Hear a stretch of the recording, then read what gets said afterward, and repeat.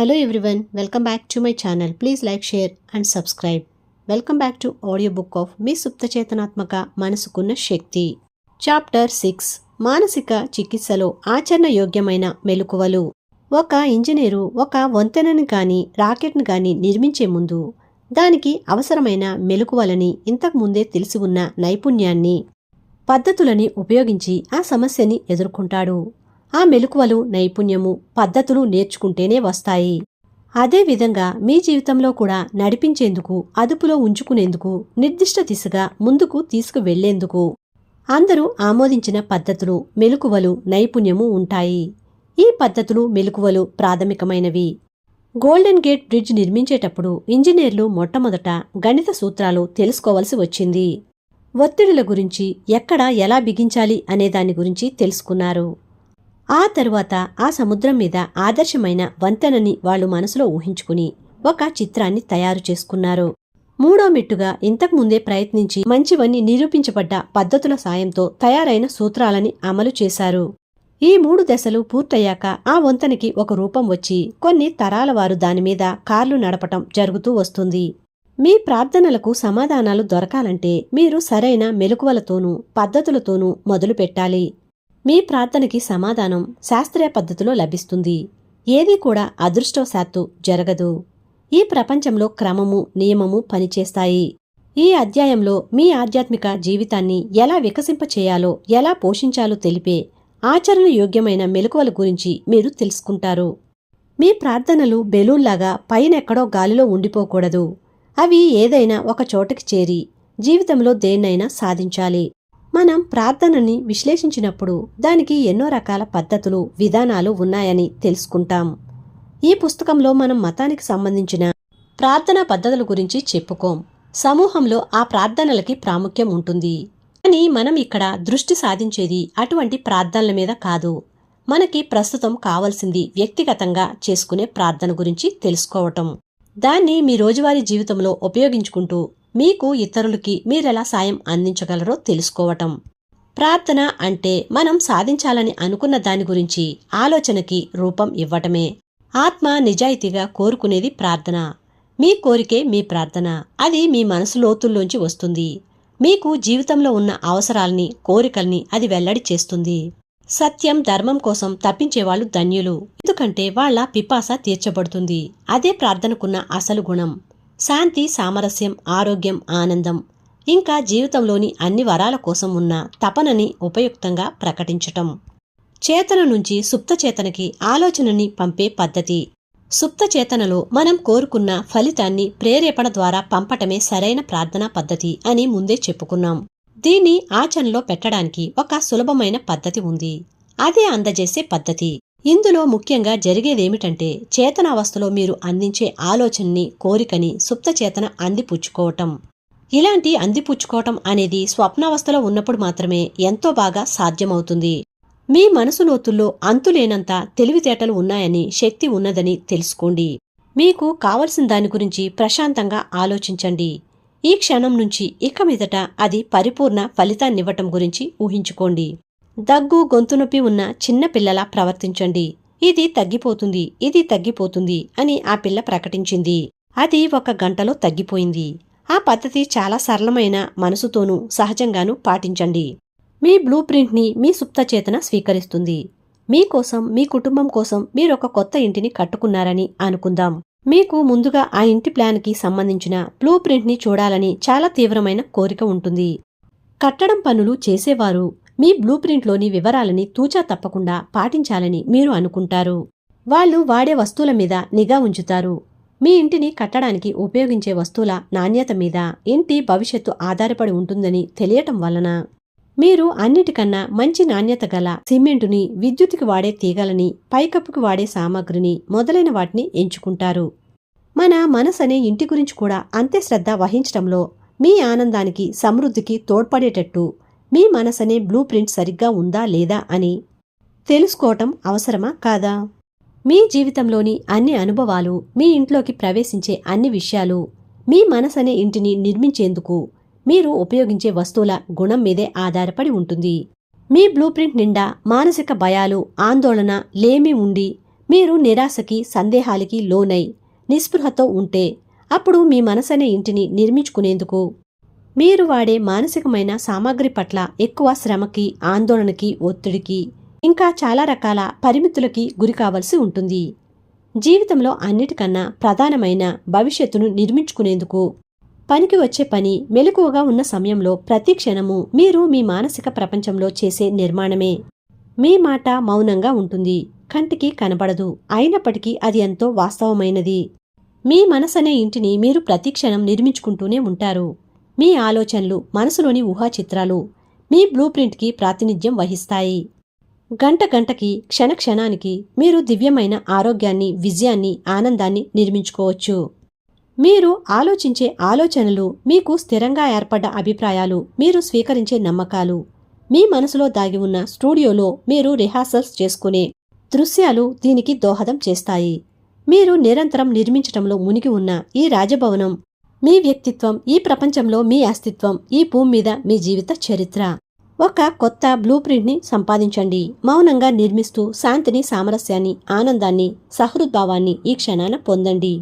ఈ విషయాల మీదే ధ్యాస ఉంచి వాటిని అందుకునే ప్రయత్నం చేస్తే మీ సుప్తచేతన ఆ బ్లూ ప్రింట్ని స్వీకరించి అవన్నీ జరిగేటట్టు చూస్తుంది. వాటి ఫలితాల వల్ల మీరు వాటిని తెలుసుకుంటారు. నిజమైన ప్రార్థన ఒక కళ, ఒక విజ్ఞానం. విజ్ఞానం అనే మాటకి అర్థం సమన్వయంలో క్రమబద్ధంగా ఏర్పాటు చేయబడ్డ జ్ఞానం. నిజమైన ప్రార్థనకి అవసరమైన కళని, శాస్త్రీయమైన పద్ధతిని ఇంకాస్త వివరంగా తెలుసుకుందాం.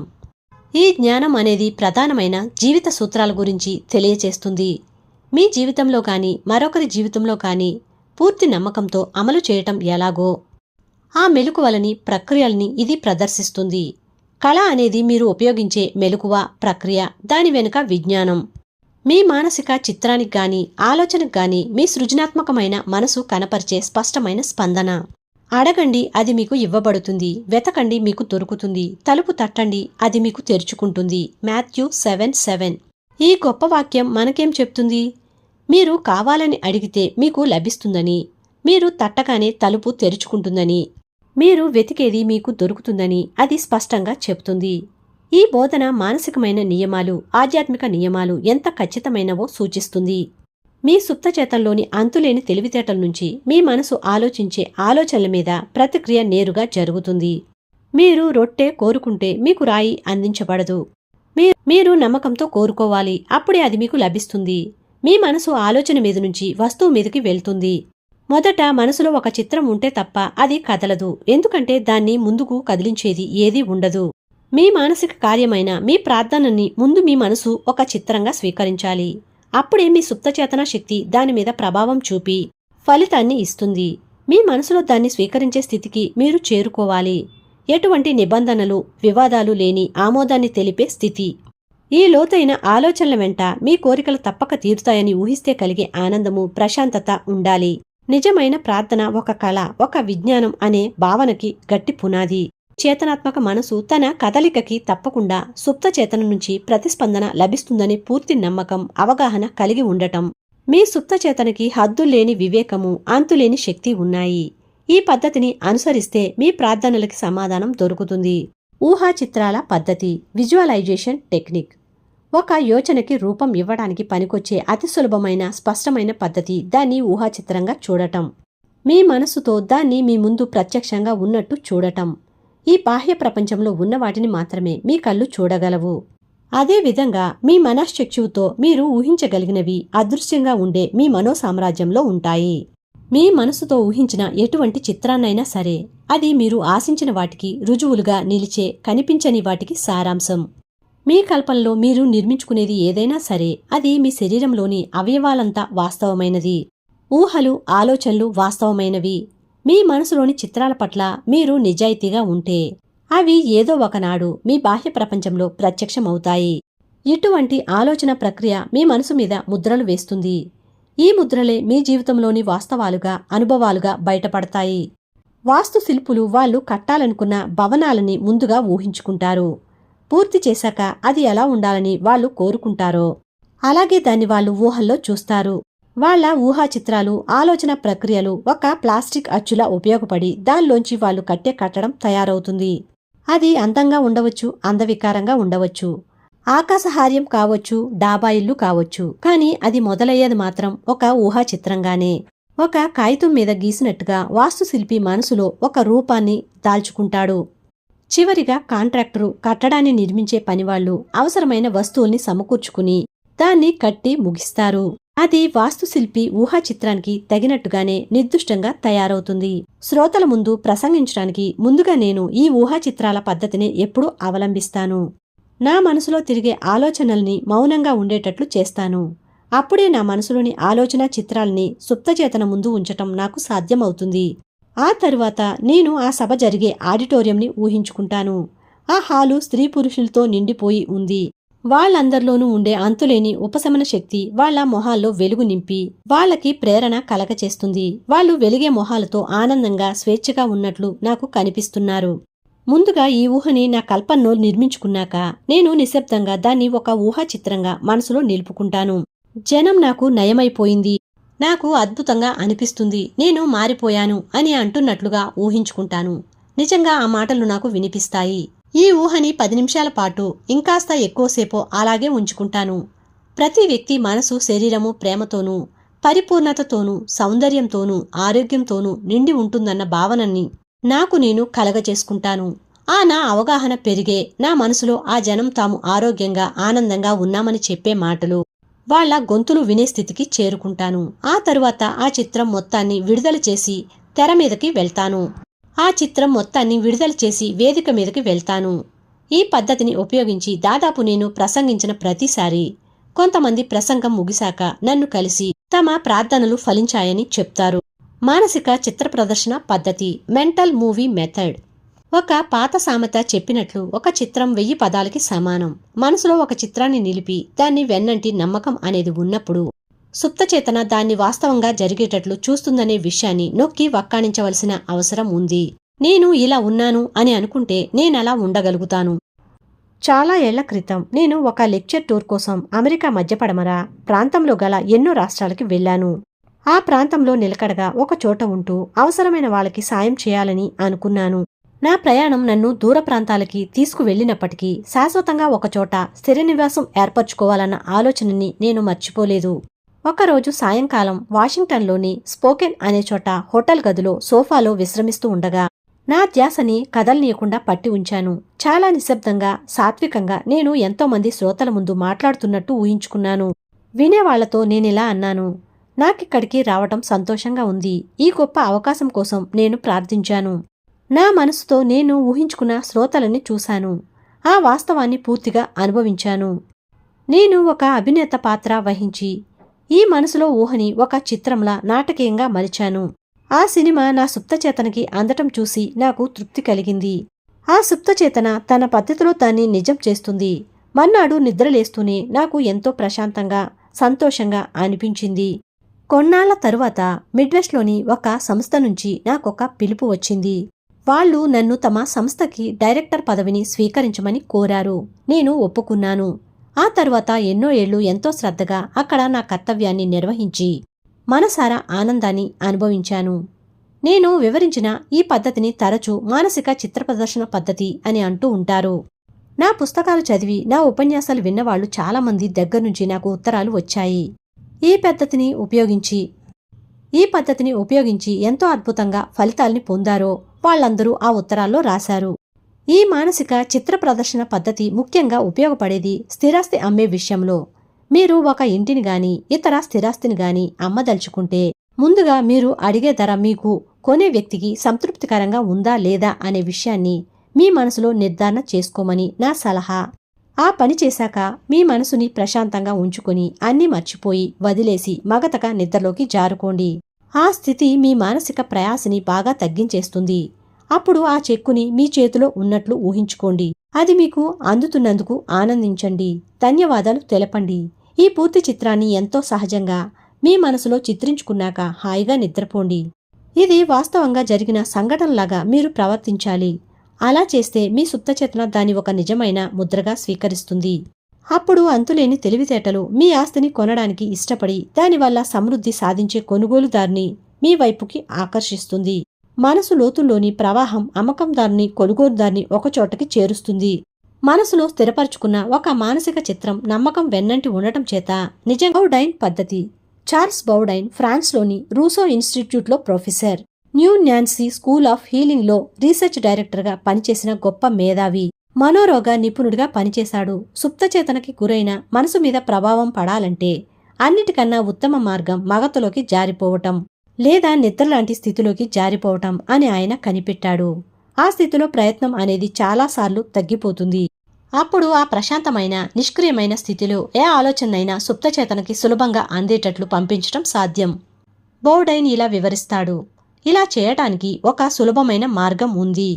అదే సూచించబోయే ఆలోచనకి సంబంధించిన విషయాన్ని కుదించటం, దాన్ని సారాంశాన్ని ఒక చిన్న వాక్యంగా జ్ఞాపకంలో నిక్షిప్తం చేసుకోవటం, దాన్ని ఒక జోలపాటలాగా మళ్లీ మళ్లీ వల్లెవేసుకోవటం. కొన్నేళ్ల క్రితం లాస్ ఏంజల్స్లోని యవ్వనంలో ఉన్న ఒక వితంతువు ఎడతెగని కుటుంబ కలహంలో చిక్కుకుంది. చనిపోయిన ఆమె భర్త తన స్థిరాస్తిని మొత్తం ఆమె పేర రాసిపోయాడు. కాని అతని మొదటి భార్యకు పుట్టిన కొడుకులు కూతుళ్లు ఆ విల్లు చెల్లదని కేసు వేశారు.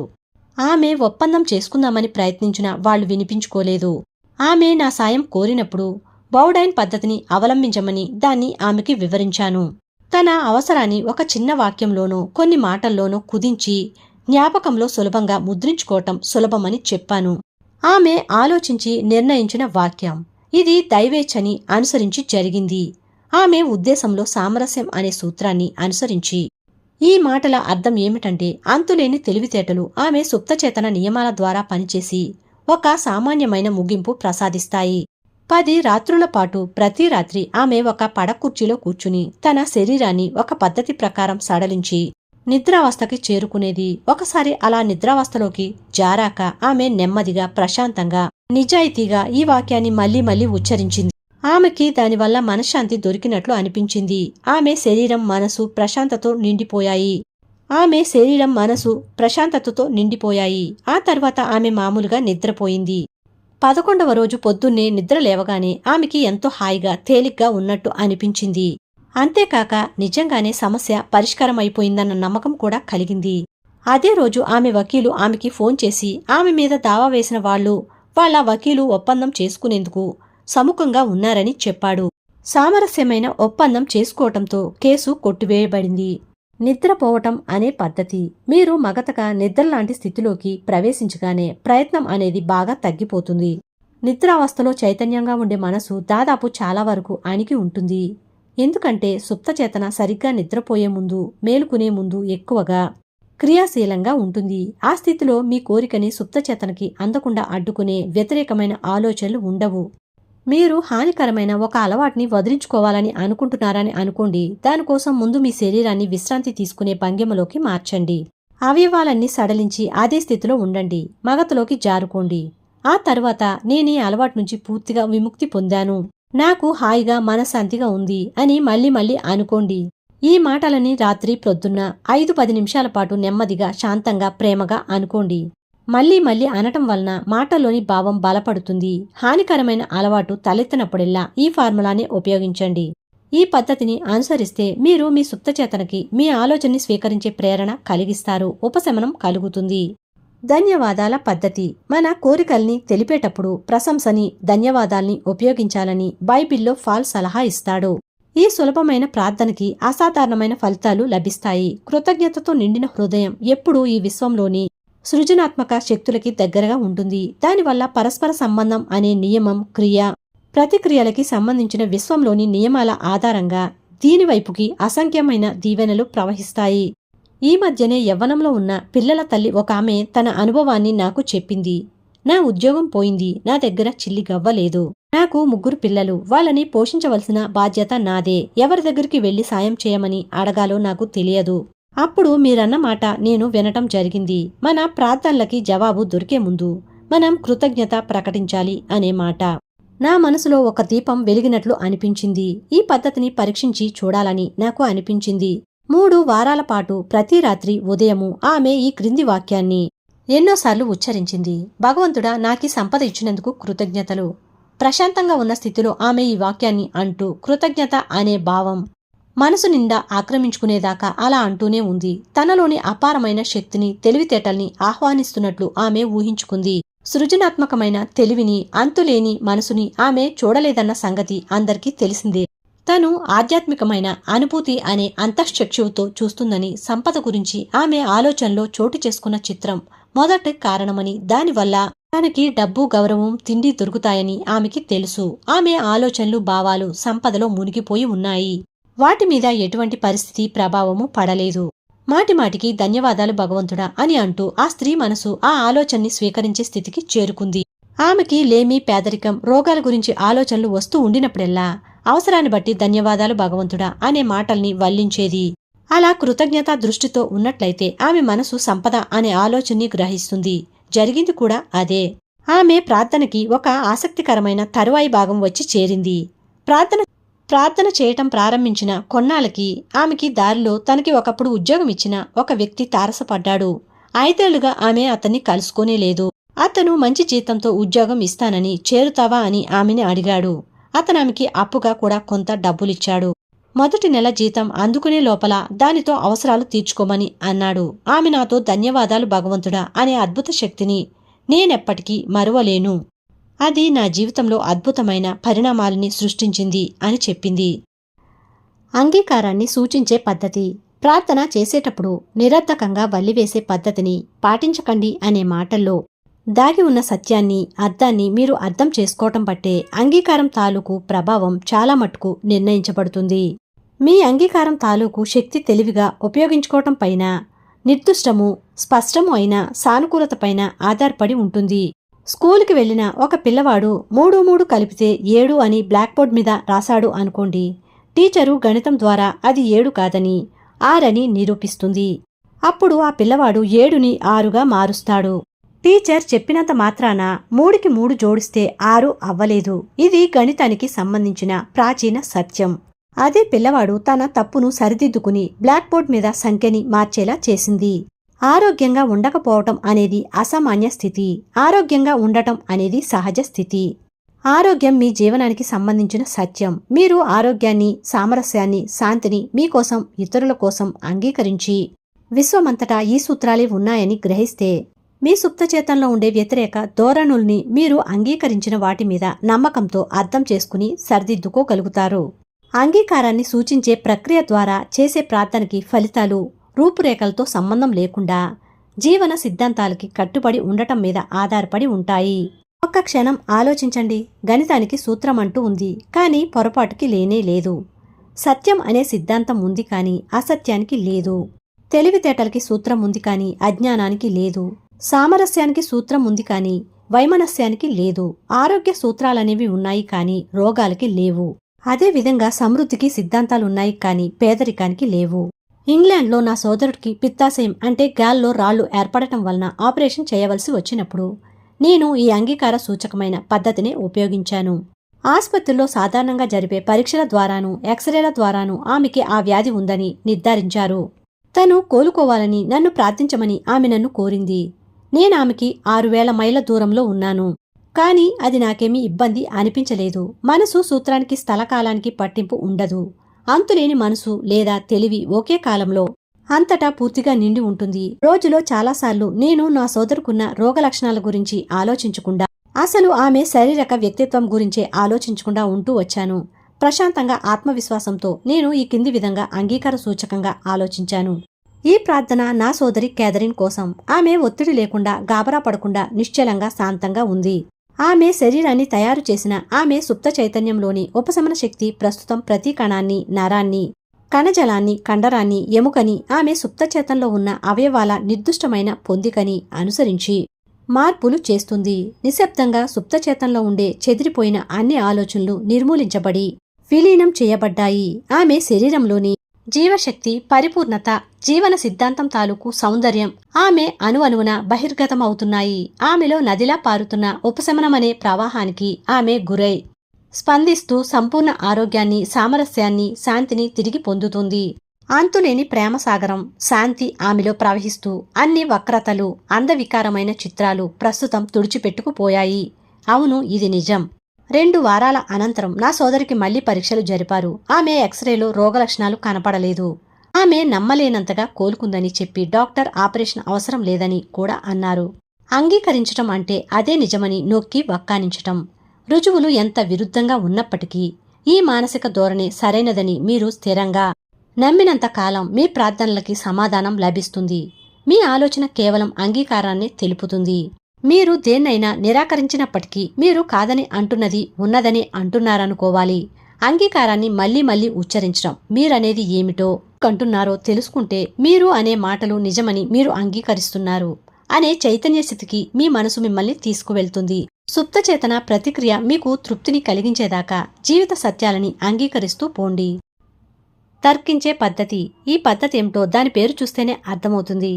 శతాబ్దాల క్రితం మైన్ బెల్పోస్ట్లో ఉంటూ మానసిక ఆధ్యాత్మిక ఉపశమన పద్ధతిని ఉపయోగించి రోగాలని నయం చేసిన మొట్టమొదటి వ్యక్తి డాక్టర్ ఫినిస్ పార్కర్ క్వింబీ చేసిన అద్భుతమైన చికిత్సల నుంచి పుట్టినదే ఈ పద్ధతి.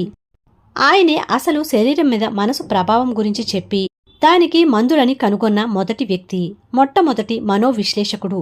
రోగి ఇబ్బందిని, బాధని, నొప్పులని దివ్య దృష్టితో చూసి రోగ నిర్ధారణ చేయగల అద్భుతమైన సామర్థ్యం కూడా ఆయనకుండేది.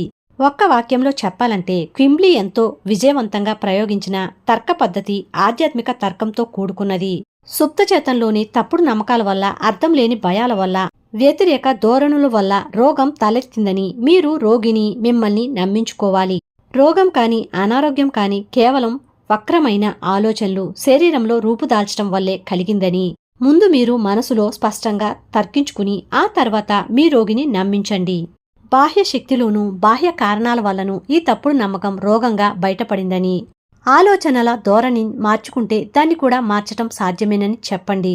ఉపశమనానికి ముఖ్యమైన ఆధారం నమ్మకాన్ని మార్చుకోవటమేనని రోగికి వివరంగా చెప్పండి.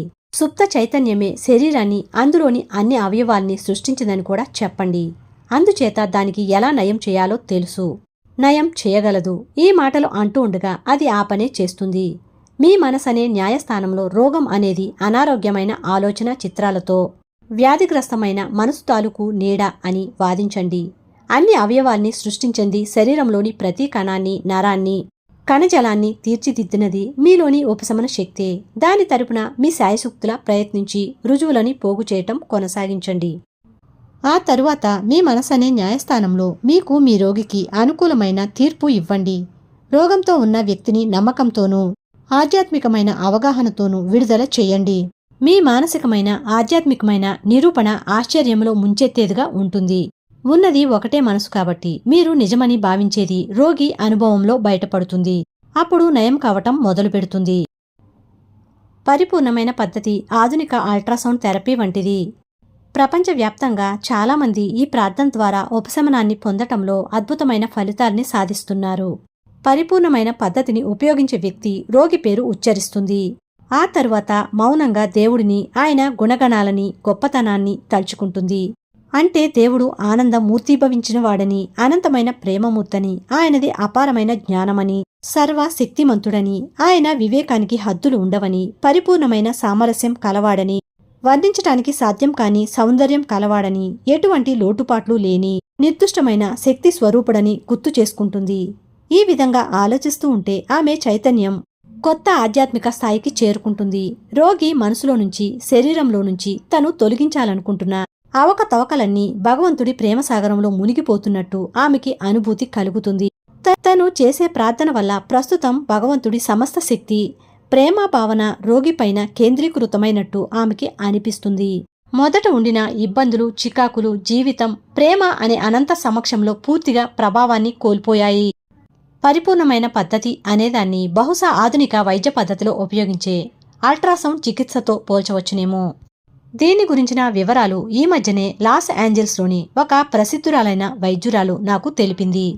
ఆమె ఉపయోగించే పరికరం హెచ్చు స్థాయి ఫ్రీక్వెన్సీలో బలమైన శబ్ద తరంగాలని సృష్టిస్తుంది.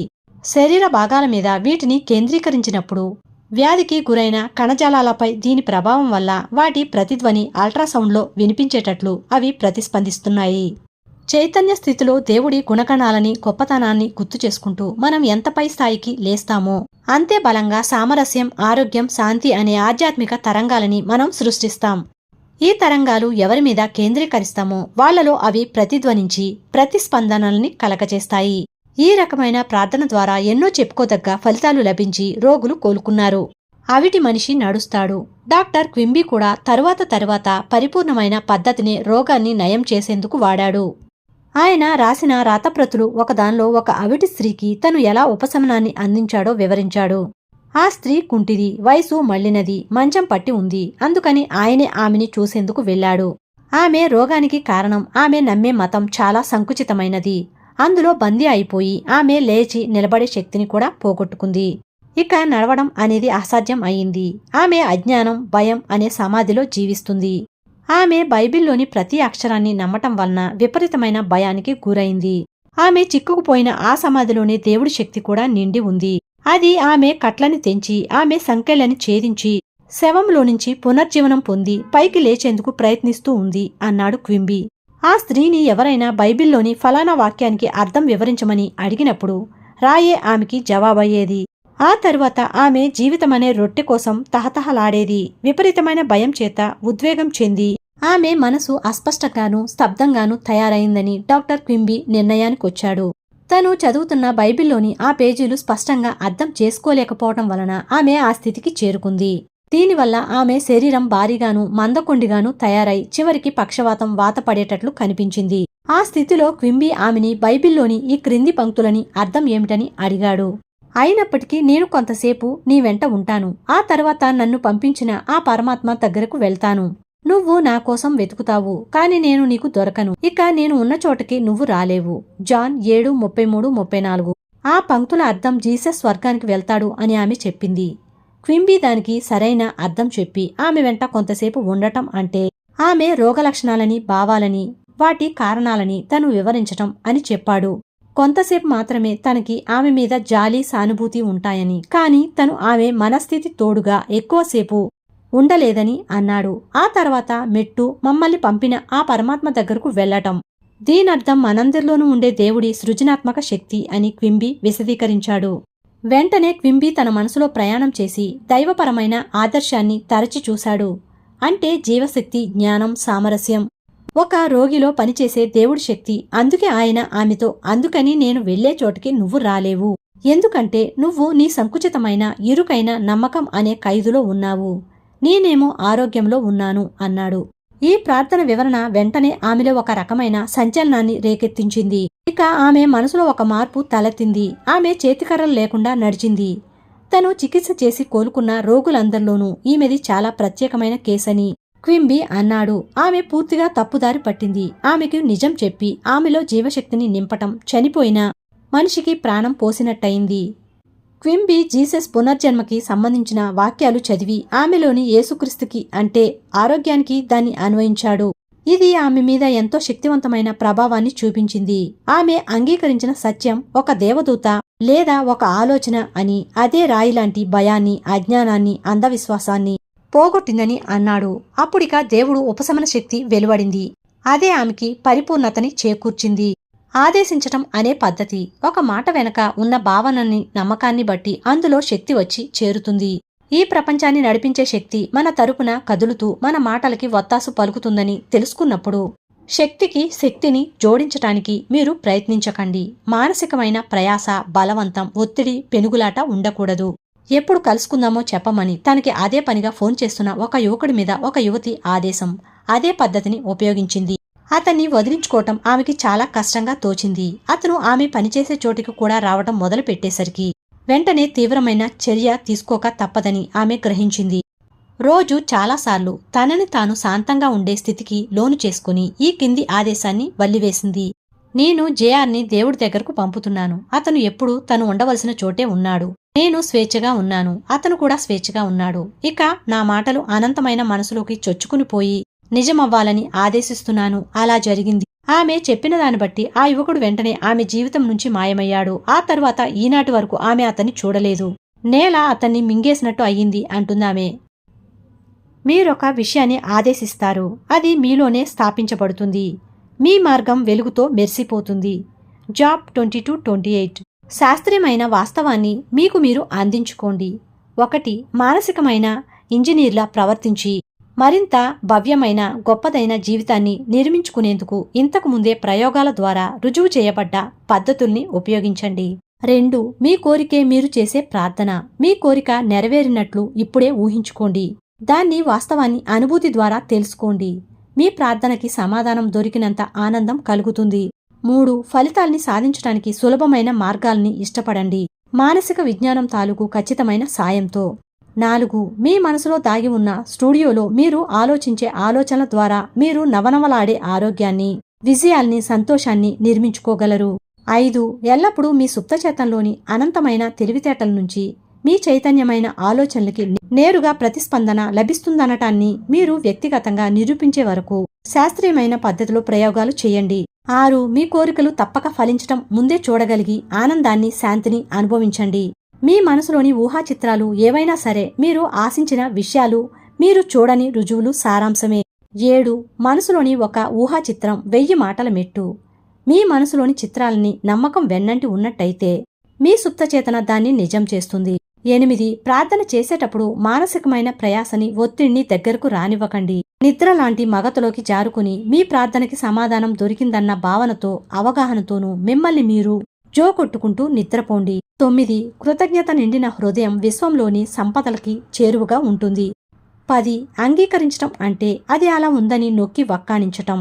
ఇక మీరు ఈ మానసిక ధోరణి నిజమని ఎప్పుడూ నమ్మితే దానికి విరుద్ధమైన రుజువులు ఎన్ని ఉన్నప్పటికీ మీ ప్రార్థనలకి సమాధానం లభిస్తుంది. 11. దేవుడి ప్రేమ, కీర్తి గురించి ఆలోచిస్తూ సామరస్యం, ఆరోగ్యం, శాంతితో నిండిన తరంగాల్ని ఉత్పత్తి చేయండి. మీరు నిజమని భావించి ఆదేశించినది జరుగుతుంది. సామరస్యాన్ని, ఆరోగ్యాన్ని, శాంతిని, సమృద్ధిని ఆదేశించండి. Thank you for watching. Please like, share and subscribe. Next వీడియోతో మళ్ళీ కలుద్దాం.